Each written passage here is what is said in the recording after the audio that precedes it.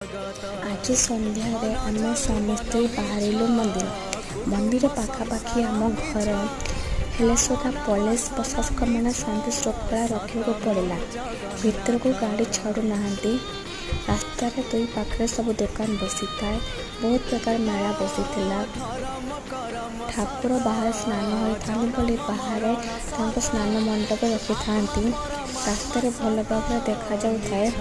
एत भिड़ आम भीतर को जापारू ना। बाहर आम दर्शन करूँ। बाहर आम धूप दीप लगेलु।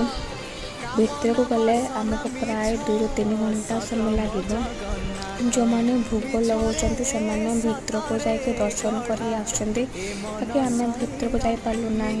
बहुत समय लगे भीतर को गले। बाहर बहुत सुंदर देखा जाउथला। बहुत सुंदर भाव मंदिर को सजासजी होता। वीडियोटी भल लगे लाइक और सब्सक्राइब कर। जय जगन्नाथ।